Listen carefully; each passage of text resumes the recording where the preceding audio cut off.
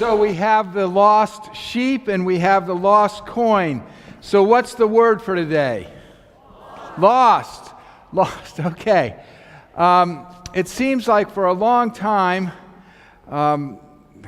it seems like since I was brought up, it's the job of the disciple, it's the job of the church to seek and find the lost, to rescue the perishing. Who are the lost? Well, the lost were generally defined as people not like me. They were people who were sinners, people who were not middle class, people who were not our kind, people who are different from us, people who might not be our color. It was them, and there was a division between we and them. They might have been bad, but there was kind of a condescending attitude toward the lost. They just weren't as high as those who were found. William Sloane Coffin told the story of a conversation he had with a conservative pastor. Both of them were well known at the time. Coffin was very outspoken against the Vietnam War and for civil rights, and they did not see eye to eye and couldn't convert the other. And at the end of the debate, the conservative pastor looked at Coffin and said, "Well, Bill, you'll always be on my prayer list." And Coffin thought, "Yep, and I'll also always be on your crap list." And Coffin went on to say, "Usually the lists are the same." I don't know if that's true, but the point was that the minister saw Coffin as lost, in a need of salvation.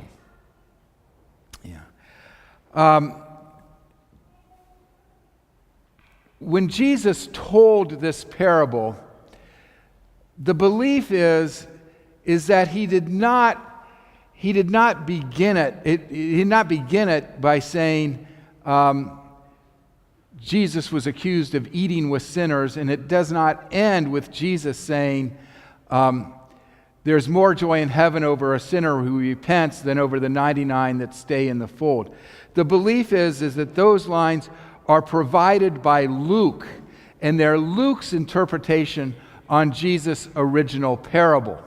So the thinking is, we really can't read that into what Jesus was saying.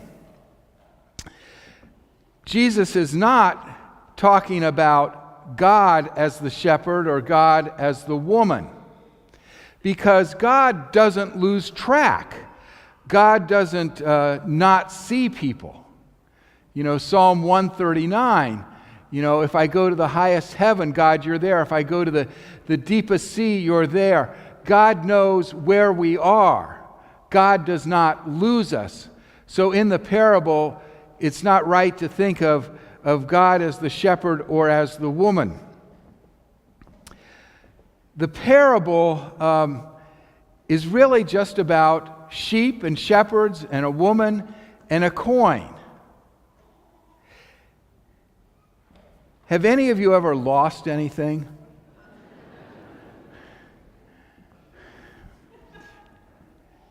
We have this ritual in our family that basically every night Susan will wake me up to tell me it's time to go to bed. The video's over, it's time to go to bed, John. And as I'm going up the stairs, Susan will say, "John, could you call me?" Well, she's lost her phone. And I have to call her, and we have to then listen for its ring. How many of you have ever lost your car in a parking garage? Okay,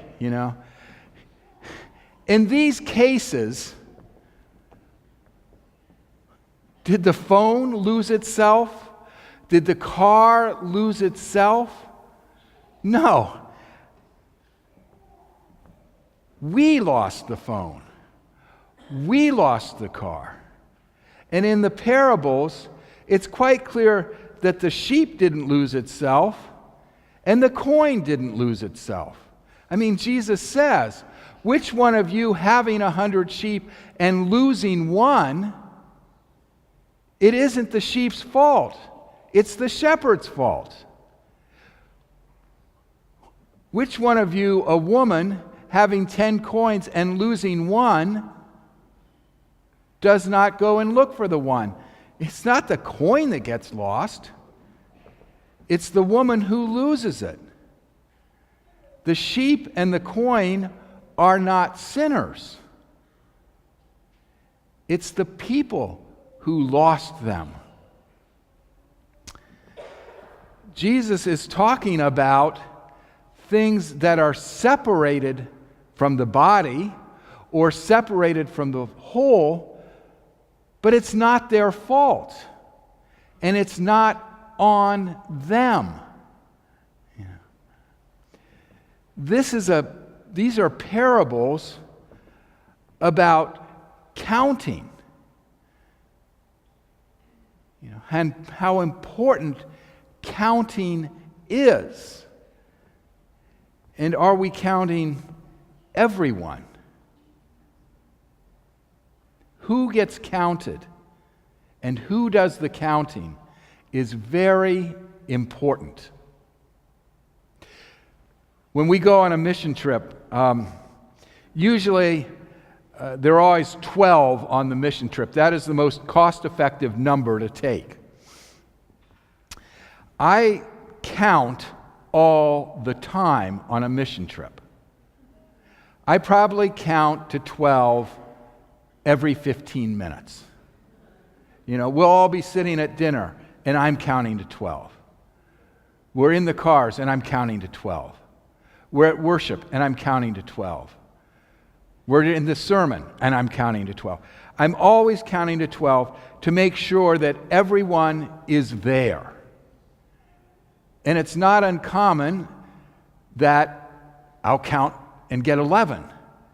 And I'll think, okay, where's Roger? Where's Roger? Where's Ada? Where's Ada? Where's Janet? Where's John? Who's not here? And it drives me nuts when I'll get 11 and I think, I don't know which one's missing. I think, what if there were 12 on the trip and I only thought there were 11? And so I'd just be counting to 11. Well, somebody would get lost. And who's that on? It's me, because I'm not counting to the full number. It's important who counts and who does the counting. So much of, I think, our politics and our history is dependent on those two questions: who counts and who does the counting. I went to a school that was very selective in who got in. It's one of the schools that would be in the news lately about, people not being soccer players but getting in because they were a soccer player. I got in because of water polo, but there are 800 of us in the freshman class. 800 young men in the freshman class. Freshman week, they got us all in the room and talked to us about how special we were to be there and how privileged we were to be there. And I looked around the room and I counted. And they told us, they said, now we've got students from every state in the Union except Mississippi. We've got students from every continent and all these countries. And I looked at the room and I looked at all the people they were counting. And there were no women there. None. It was all male. And I thought, why did I come here? But I thought, we're saying everybody's here, But 50% of the population didn't count. Yeah, counting, and who does the counting is important. In our Constitution, slaves only counted as 3/5 of a person. Just like the women. Were they sinners? Were they bad? No, we just weren't counting them. In the Methodist Church, our debate is, how do we count? And who counts LGBTQI persons? Are they bad? Are they sinners? Are they inferior? We're just not counting them. Immigration. Yeah. Are they bad? Are they sinners? Are they wrong? Who's doing the counting? We can look around our congregation now. Who's getting counted? We can talk in terms of groups that are just not being seen and therefore not counted. We can think of individuals. Where is so-and-so? Am I counting them? Do I miss them? It's a very important question. Who counts and who does the counting? Are we missing anybody? When I served South Park Church in Dayton is it's right on the edge of a poor white Appalachian neighborhood. And the congregation was very different than the neighborhood in which the church was located. And we had an outreach program. We started an outreach program to the neighborhood. And these kids flocked to the church. And they came for games, they came for play, they came for tutoring, they came for supper. It was, judging by numbers, it was a very successful program. And it rubbed some people the wrong way. Not many, but some. And there was one woman that was really outspoken against it. And any opportunity she had, she spoke against this outreach program and against the children and how bad they were. And our outreach director had about enough of it. And she said, I'm going to go talk to her. Okay, what are you going to say to her? And she said, I'm going to tell her this parable of the lost sheep. Oh, I get it. You're going to talk to her about how these children are the lost sheep and we need to bring them into the fold. And she said, no. I'm going to talk to her about how she is the lost sheep and how she has strayed from the fold. She's the one that's lost, not the kids. Boy, I'd like to sit in on that conversation.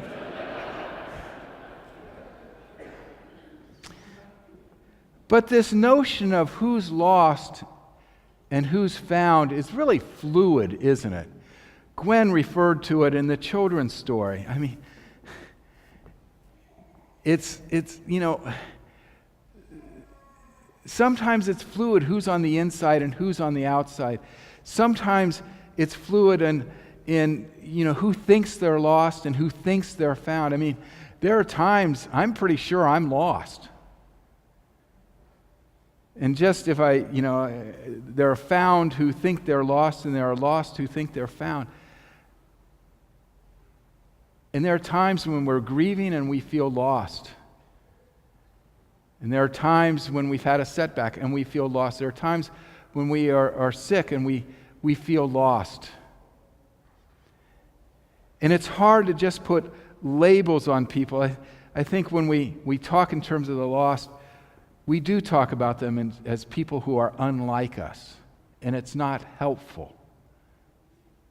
And it's more helpful to say, we're all lost at times, and we're all found at times, and we all have value, and we all count. And it's important that all are seen to be counted.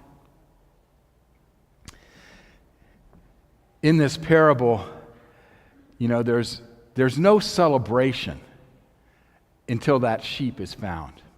There's no celebration until that coin is found. And that's true in our life. We don't, when we're looking in that parking garage for our car, we're not celebrating while we're looking. We don't celebrate until we find the car.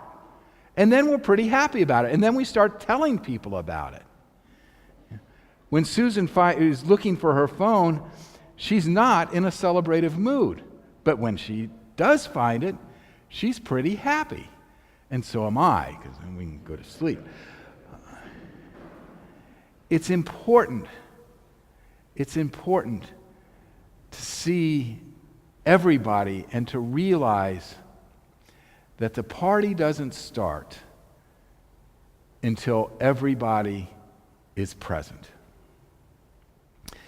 And the party starts when we're aware that we need to count. And the party starts and the celebration starts when we know we count and we know that we are to be counting. And may King Avenue always be a church where people know that they count and that they are counting others to come to the party so that everybody is present. May it be so. Amen.